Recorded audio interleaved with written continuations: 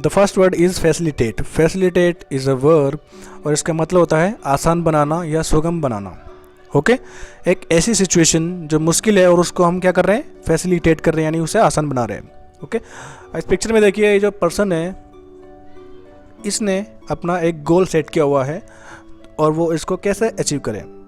तो ये 100% उसमें हार्डवर्क करेगा, सफिशिएंट टाइम देगा और अपने जो वे यानी जो उसने रास्ता चूज़ किया है उसको क्या कर लेगा, फैसिलिटेट कर लेगा, उसे रास्ते को अपने को क्या कर लेगा, आसान बना लेगा। ओके तो हम इसको इससे कोरिलेट करके याद रख सकते हैं। इसके सिनोनिम देखते हैं, smooth, simplify, expedite, speed up. The last one is assist. तो ये क्या है, इसके सिनोनिम है। ओके अब एंटोनिम पे आते हैं, फैसिलिएट, फैसिलिएटेड। देखिए फैसिलिएटेड इसकी सेकंड और थर्ड फॉर्म है। ओके और इसके एग्जांपल पे आते हैं हम, schools were located in the same campus to facilitate the sharing of resources. कहने का मतलब यह है कि संसाधनों के बंटवारों की सुविधा के लिए स्कूल एक ही कैंपस में स्थित करा दिए गए थे। Okay the next word is prospect. Prospect is a noun और इसका मतलब होता है संभावनाएं। ओके देखिए संभावना किसी चीज़ में हम देख सकते हैं, हर जगह संभावना है। ओके देखिए इस पिक्चर को देखिए, सेल्स। देखिए बड़े से बड़ा बिजनेसमैन या छोटे से छोटा बिजनेसमैन या वो जो रेहड़ी लगाता है ना, उसे भी ये नहीं पता होता कि आज मेरी सेल इतनी होगी। सारा जो खेल है वो किस पे है, प्रोस्पेक्ट पे है, संभावनाओं पे है। ओके तो इससे हम इसको कोरिलेट करके याद रख सकते हैं। इसके सिनोनिम देखते हैं, anticipation, hope, possibilities. The last one is likelihood. तो ये क्या है, इसके सिनोनिम है। अब एंटोनिम पे आते हैं, hopelessness, unlikelihood. The last one is impossibilities. तो ये क्या है, इसके एंटोनिम है। अब इसका एग्जांपल देखते हैं, there was no prospect of a reconciliation. कहने का मतलब यह है कि मेल मिलाप या मेलजोल की संभावनाएं नहीं थी। Okay the next word is disburse. Disburse is a verb और इसका मतलब होता है संवितरित व्यय करना। मान लीजिए, देखिए अगर आप किसी कंपनी के ओनर हैं और आपको जो अपने एम्प्लॉयज़ हैं उनको सैलरी देनी है, तो भी आप क्या करते हैं, डिस्बर्स करते हैं। मान लीजिए आप कोई सेलिंग कर रहे हैं, परचेसिंग कर रहे हैं और आपको फिर पे आउट करना, तो उसे भी हम क्या कहते हैं, डिस्बर्स कहते हैं। तो इसके कई सेंस हैं जिसमें हम डिस्बर्स को यूज़ करते हैं। इसके सिनोनिम देखते हैं हम, पे out, spend, expand. The last one is deplete. तो ये क्या है, इसके सिनोनिम है। एंटोनिम पे आता है, होल्ड, डिपॉजिट, कीप, रिट्रेन। इसका एक एंटोनिम और है, क्लेम। ओके तो ये क्या है, इसके एंटोनिम है। अब एग्जांपल देखते हैं, the funds are disbursed through banks to the schools account. कहने का मतलब यह है, जो फंड है, चाहे वो कहीं से भी फंड आए हैं, जो फंड है वो डिसबर्स कर दिए यानी भेज दिए गए यानी दे दिए गए हैं through bank account to the schools account. Bank को द्वारा स्कूल के जो अकाउंट में वो जो पैसे थे, जो फंड था, वो भेजा जा चुका है या भेज दिए हैं। Okay the next word is dwindle. Dwindle is a verb और इसका मतलब होता है धीरे धीरे कम होना। ओके अब इस इमेज में देखिए, ये एक कंपनी का डेटा है और ये मतलब मान लीजिए सेलिंग डेटा है। ओके तो वो हर ईयर क्या हो रहा है, ड्विंडल हो रहा है, यानी धीरे धीरे डिक्रीज हो रहा है, यानी कम हो रहा है। ओके तो हम इसको ऐसे कोरिलेट करके याद रख सकते हैं। इसके सिनोनिम देखते हैं, diminish, decrease, reduce, decay, lessen. The last one is get smaller. तो ये क्या है, इसके सिनोनिम है। अब एंटोनिम पे आते हैं, rise, move up, ascend, grow. The last one is increase. तो ये क्या है, इसके एंटोनिम है। अब एग्जाम्पल की तरफ हम आते हैं, the price will probably keep going up as supply slowly dwindles। इसका मतलब है कि जो निर्यात है, आपके जो सप्लाई है, जैसे जैसे घटेगी, जो आपका लागत है, जो प्राइस है, वो बढ़ेगा। Okay the next word is predicament. Predicament is a noun और इसका मतलब होता है बहुत कठिन स्थिति, यानी ऐसी स्थिति जो बहुत मुश्किल होती है।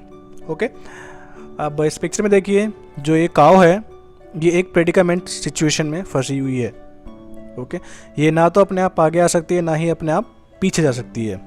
तो क्या कह सकते हैं इसके बारे में कि ये बहुत ही मुश्किल स्थिति में है। तो इसको कोरिलेट करके याद रख सकते हैं। इसके सिनोनिम देखते हैं, mess, difficult situation, problematics, issue, plight, quandary, muddle, ये क्या है इसके सिनोनिम है। ओके, अब एंटोनिम पे आते हैं, boon, solution, the last one is blessing. तो ये क्या है इसके एंटोनिम है। अब एग्जांपल की तरफ देखते हैं हम, there is the serious predicament that can not be easily resolved. देखिए जो एग्जांपल है ये इस काव के लिए बिल्कुल सूटेबल है। कहने का मतलब ये है कि एक ऐसी स्थिति, यानी बहुत मुश्किल स्थिति या हालात जो आसानी से सही नहीं किए जा सकते या सुधर नहीं सकते, उस स्थिति को क्या कहते हैं हम, predicament. Okay, the next word is supersede. Supersede is a verb और इसका मतलब होता है की जगह ले लेना।